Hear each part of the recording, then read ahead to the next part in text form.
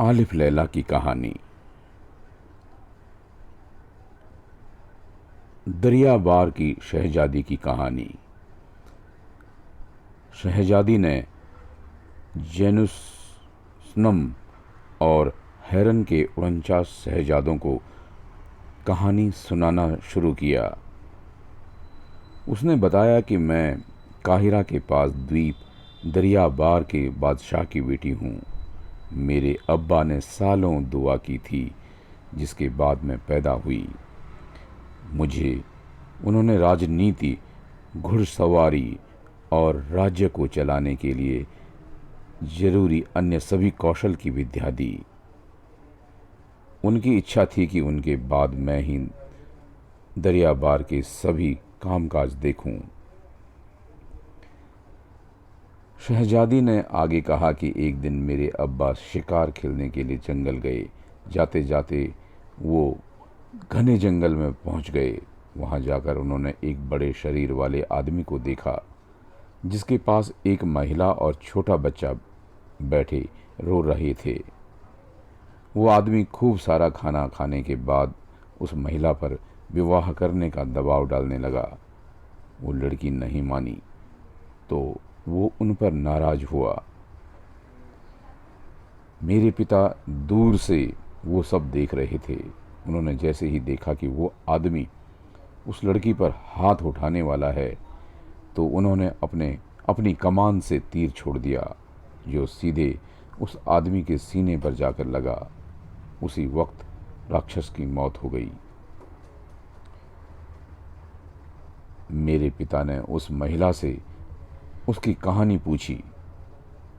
उस लड़की ने बताया कि वो पास के ही सरासंग कबीला के मुखिया की बेटी है, और जिसे तुमने मारा है वो हमारे घर में ही काम किया करता था। उसकी नज़र मुझ पर बहुत पहले से थी। एक दिन मौका पाकर वो मुझे और मेरे बेटे को इस जंगल में ले आया और शादी के लिए जोर डालने लगा। अब मुझे समझ नहीं आ रहा कि मैं अपने घर वापस जाकर क्या कहूँगी। शहजादी ने कहा कि उस लड़की की बात सुनते ही मेरे पिता उसे अपने साथ महल ले आए। उन्होंने उस महिला और उसके बेटे का काफ़ी ख्याल रखा। जैसे ही उस महिला का बेटा बड़ा हो गया तो सभी ने मेरी और उस लड़के की शादी की बात शुरू कर दी। वो लड़का बलवान और बुद्धिमान था, इसलिए मेरे अब्बा ने हमारा निकाह कर दिया।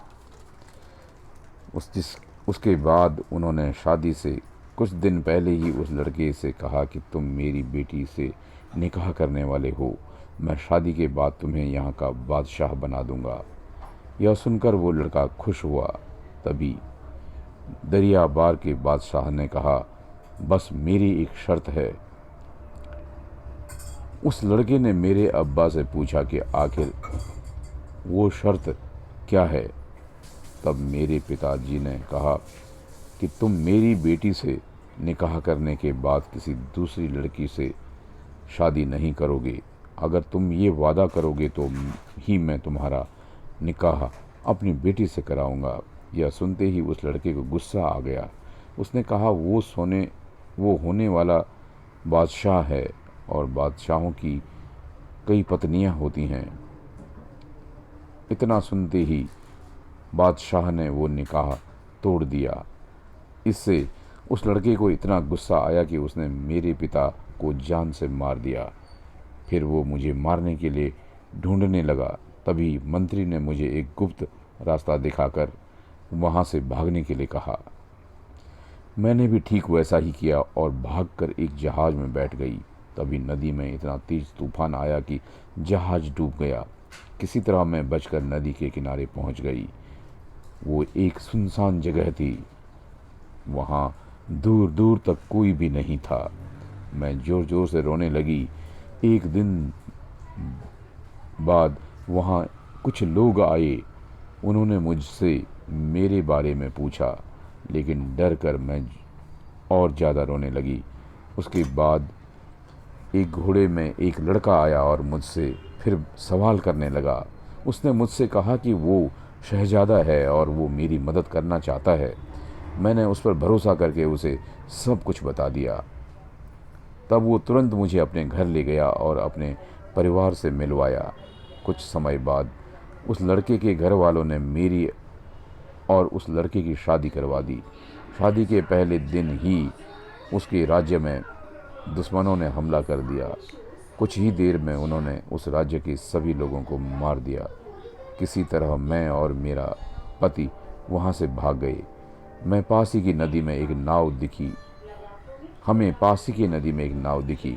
हम तुरंत उस पर बैठ गए। हवा का रुख उल्टा और तेज था, इसलिए हमारी नाव किसी गलत दिशा की ओर चली गई। तभी सामने से एक बड़ा सा जहाज आ रहा था। हमने उनसे मदद मांगी। बाद में पता चला कि उसमें डाकू बैठे थे।